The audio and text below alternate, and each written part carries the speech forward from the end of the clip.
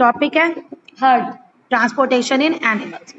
हमने veins, arteries और सबके बारे में पढ़ लिया था ना, कैपिलरीज, और ब्लड का क्या फंक्शन है, ब्लड के क्या कंपोनेंट है।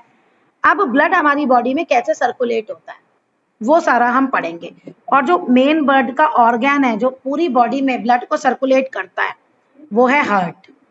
The heart is an organ which pumps blood to all part of our body through the blood vessels.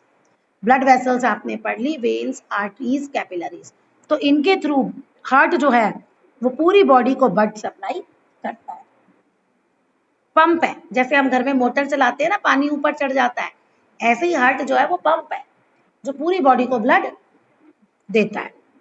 The heart works like a pump working non stop through out our life. जब तक हम जिंदा हैं तब तक ये काम करता है, क्योंकि ऑब्वियस सी बात है ये काम नहीं करेगा तो हम भी गए काम से। The heart is located between the lungs in the chest cavity with its lower tip slightly tilted towards the left. अब ये हार्ट हमारी बॉडी में कहाँ होता है? लंग्स के बिटवीन में, चेस्ट कैविटी में, लंग्स के बिटवीन में। और जो इसका लोअर टिप है, जो हार्ट का लोअर टिप है, वो लेफ्ट की साइड थोड़ा सा झुका हुआ होता है। The side of the heart is an adult is रफली इक्वल टू द फिस्ट, मुट्ठी। जो आप एक मुट्ठी करोगे, ये मुट्ठी कर ली, अब इस मुट्ठी फिस्ट का जितना साइज है हार्ट भी उतना ही हमारी बॉडी में है, उतना ही साइज है। लेंथ ब्रेड्थ आपको दे रखी है। The heart is enclose in a doubled layer membrane sacs called pericardium. अब हार्ट जो है वो एक मेम्ब्रेन सैक होता है, बोरा, तो एक मेम्ब्रेन सैक है उसके अंदर है, और उस सैक को हम कहते हैं pericardium. The heart has a 4 chambers, जो 4 चैम्बर्स हैं। अपर 2 चैम्बर्स आर कॉल्ड आर्ट्रिया, और इसका सिंगुलर है atrium.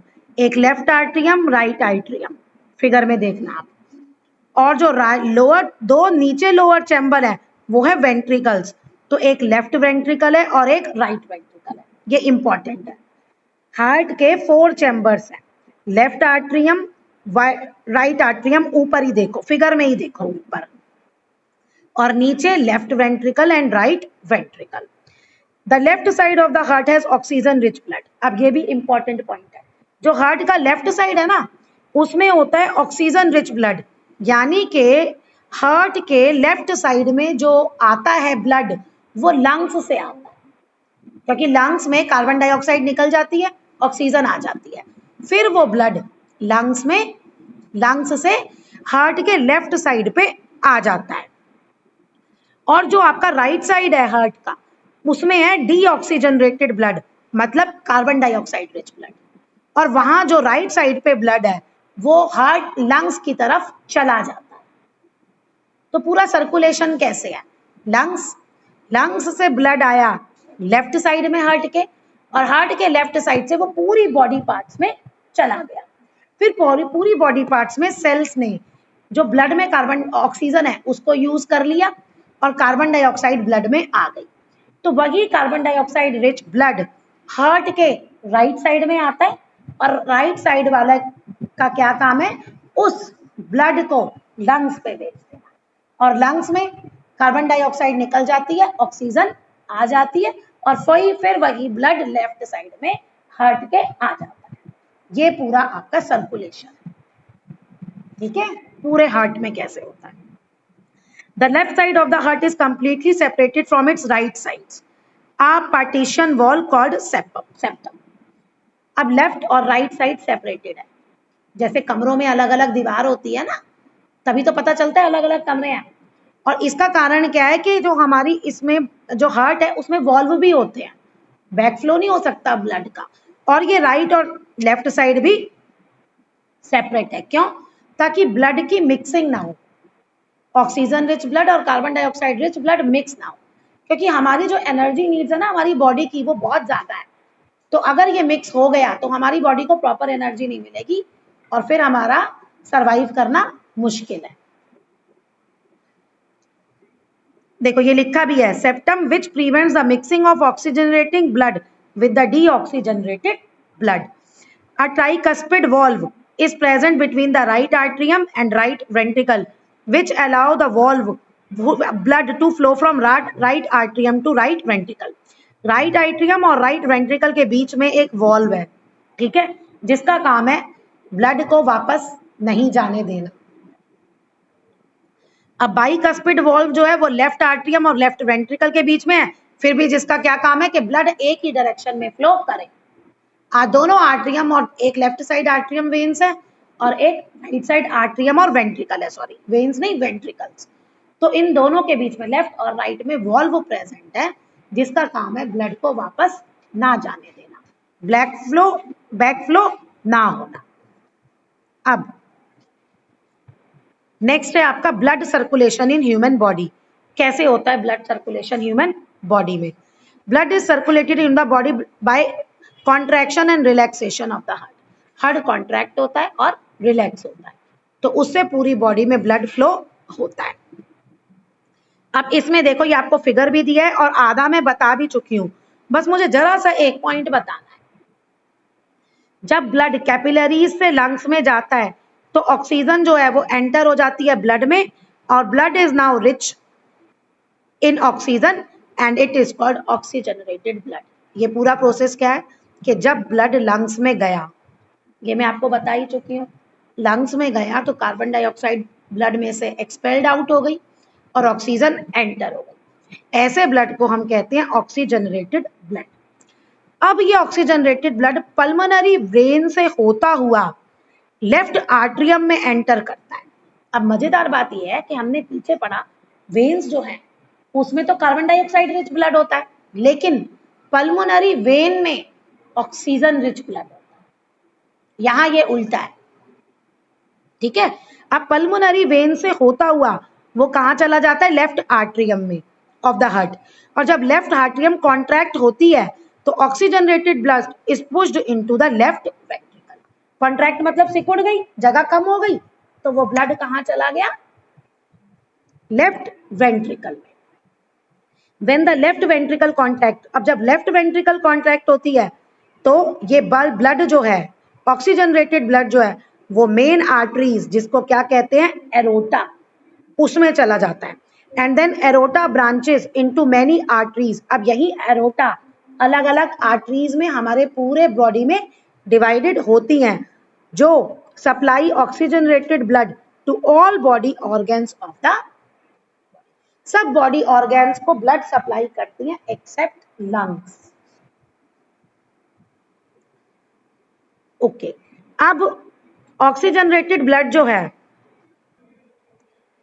when oxygenated blood from arteries passes through the capillaries of the body organ, it gives food and oxygen to the body cell.